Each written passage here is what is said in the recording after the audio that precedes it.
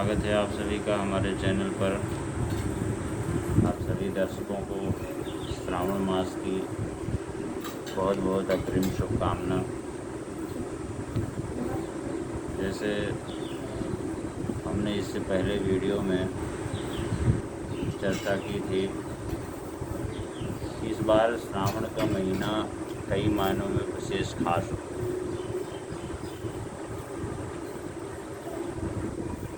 और खास क्यों होगा, उसके पीछे क्या तथ्य है, ये सारी बातें हमने बताई थी। तो सावन का महीना भगवान शंकर को बहुत ज़्यादा प्रिय है।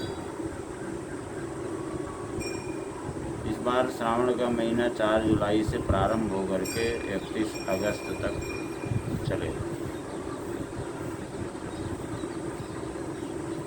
और ऐसा इस बार इसलिए होगा कि इस बार मलमास यानी अधिक मास की स्थिति बन रही है। श्रावण का महीना जो है 2 श्रावण का महीना होगा, एक शुद्ध मास होगा, एक अधिक मास। तो श्रावण का महीना भगवान शिव को अधिक प्रिय है, और अगर उसमें भी सोमवार का दिन हो तो और भी अच्छा होता है। भगवान शिव जल्दी प्रसन्न होते हैं। तो इस दिन भगवान शिव की पूजा, माता पार्वती की पूजा, इसके अलावा और क्या करना चाहिए, कैसे करना चाहिए, कामना भेद के अनुसार कौन सी वस्तुओं से अभिषेक करना चाहिए, कौन सी चीज़ों से अभिषेक करना चाहिए, और किन चीज़ों से अभिषेक करने से क्या लाभ मिलता है, ये सारी चीज़ें। तो श्रावण का महीना भगवान शंकर को अधिक प्रिय है, और उसमें भी सोमवार का दिन। और ये बात लगभग प्रायः सभी लोग जानते हैं कि श्रावण महीने में सोमवार के दिन का व्रत करने से और भगवान शिव की पूजा करने से सौभाग्यवती स्त्रियों को उनके पति की दीर्घायु तथा कुंवारी कन्याओं को सुयोग वर की प्राप्ति होती है। ये बात प्रायः अधिकांश लोग जानते हैं। तो इस बार खास बात ये है कि जैसे एक महीने में 4 सोमवार का दिन होता है, किसी वर्ष 5 का भी हो जाता है, लेकिन इस बार पूरे श्रावण में यानी शुद्ध श्रावण और अधिक श्रावण यानी मलमास को भी मिला करके 8 सोमवार के व्रत पड़े। तो जहाँ 4 सोमवार में एक महीना और व्रत की पूर्ति हो जाती थी, वहीं इस बार 8 सोमवार में इसकी पूर्ति होगी। ये अपने आप में बहुत एक अद्भुत संयोग है, और ऐसा संयोग भी 19 वर्षों के बाद देखने को मिलता है। भगवान शंकर की पूजा के लिए उनका अभिषेक करना बहुत ही अधिक पुण्य देने वाला होता है। वैसे तो बहुत सारी ऐसी वस्तुएं हैं जिनसे अभिषेक किया जाता है, लेकिन अगर जल से भी अभिषेक किया जाए, केवल जल से ही अभिषेक किया जाए, तो भी भगवान शिव प्रसन्न होते हैं। जलधारा प्रियो हरा। तो भगवान शंकर का अभिषेक करना चाहिए।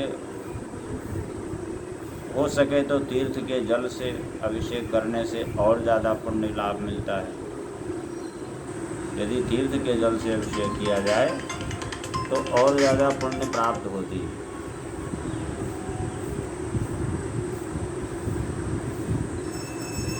इसके अलावा अब मैं आपको ये बताऊंगा कि किन किन चीज़ों से अभिषेक करने से कौन कौन सी कामना की पूर्ति होती है। जैसे अगर गाय के दूध से अभिषेक किया जाए तो संतान कामना की पूर्ति होती है। सद्यः पुत्रम वाप्नोति पैसाचा विशेषणात्। अगर गाय के दूध से भगवान शंकर की पूजा होती है, अभिषेक उनका किया जाता है, तो संतान कामना की पूर्ति होती है। इसी तरह अगर दही से अभिषेक किया जाए तो वाहन आदि सुखों की प्राप्ति होती है। अगर वाहन की कामना है तो दही से अभिषेक करना चाहिए। और अगर शहद से अभिषेक किया जाए तो बुद्धि का विस्तार होता है, विवेक शक्ति बढ़ती है, वाक सिद्धि होती है। इसी तरह अगर घी से अभिषेक किया जाए तो घी से अभिषेक करने से वंश वृद्धि होती है और साथ में असाध्य रोग समाप्त हो जाते हैं। घी के अभिषेक करने से, घी के द्वारा अभिषेक करने से एक तो वंश की वृद्धि होती है, दूसरा असाध्य रोग समाप्त हो जाते हैं। और कुश के जल से अभिषेक करने से बड़े बड़े रोगों का शमन हो जाता है, बड़े बड़े रोगों से छुटकारा प्राप्त हो जाता है। व्याधि शांति कुशोदकई, यानी कुश के जल से अभिषेक करने से बड़ी बड़ी व्याधि, बड़े बड़े रोग समाप्त हो जाते हैं। गन्ने के रस से अभिषेक करने से लक्ष्मी प्राप्ति होती है, व्यापार वृद्धि होती है, व्यापार में बढ़ोतरी होती है, लक्ष्मी प्राप्ति होती है। तो अगर किसी को गन्ने के रस से अभिषेक करना है, लक्ष्मी की कामना है या व्यापार में कोई दिक्कत है, तो उसे गन्ने के रस से भगवान शंकर का अभिषेक करना चाहिए। और अगर सुयोग्य वर प्राप्ति की कामना है तो उसके लिए नारियल यानी अनार के रस से अभिषेक करना चाहिए।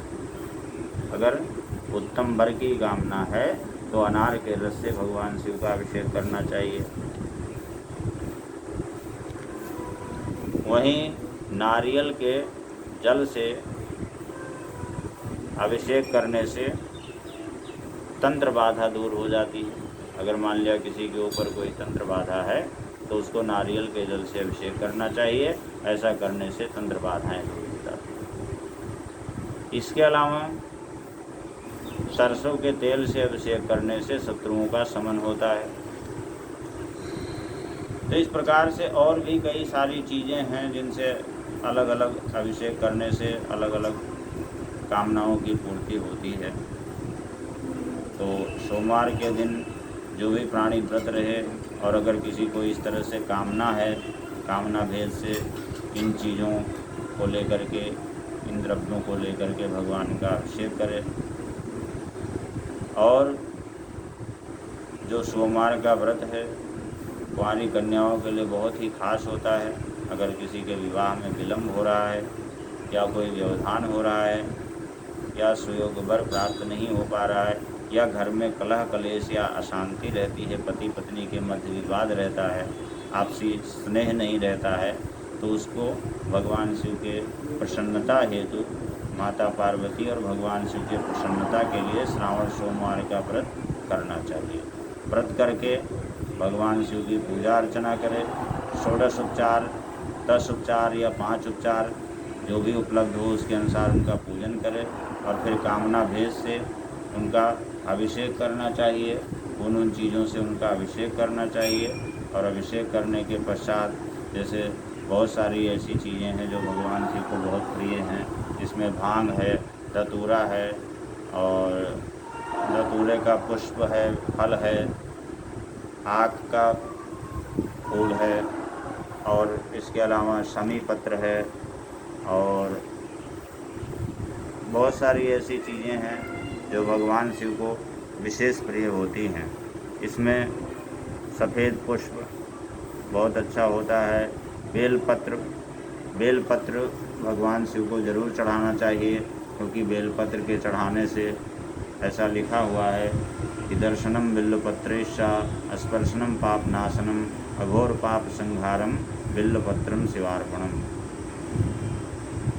अघोर यानी घोर से घोर पाप नष्ट हो जाते हैं, करोड़ों जन्मों के पाप नष्ट हो जाते हैं। भगवान शंकर के ऊपर अगर बेलपत्र चढ़ाया जाता है तो ये व्रत जो है वैसे तो सभी के लिए बहुत उत्तम व्रत है। हर प्रकार की कामना की पूर्ति होती है। ऐसा कहा गया है कि भगवान शिव ऐसे देवता हैं जो जल के द्वारा अभिषेक करने से प्रसन्न हो जाते हैं, और वही एक ऐसे देवता हैं जो चारों पदार्थ धर्म अर्थ काम मोक्ष आदि की प्राप्ति करवाते हैं।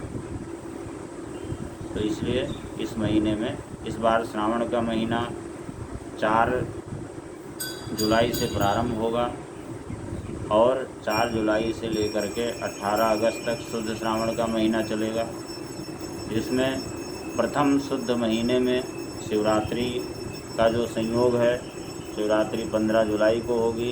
इसके बाद में फिर 1 महीने तक श्रावण का अधिक मास चलेगा और फिर लगभग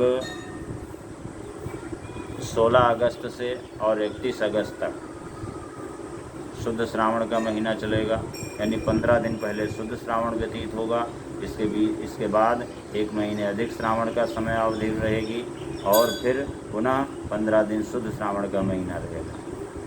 श्रावण से संबंधित या भगवान शिव की पूजा का क्या विधान है, इससे संबंधित अगर किसी भी व्यक्ति को कोई जानकारी लेनी है तो जो हमारा नंबर दिया हुआ होता है उससे संपर्क करके उस विषय में जानकारी प्राप्त कर सकते हैं।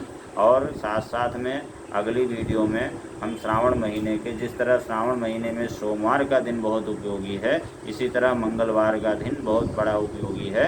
इस विषय में बताएंगे कि मंगलवार का व्रत कैसे करना चाहिए और उसको करने से क्या लाभ होता है। बहुत बहुत धन्यवाद।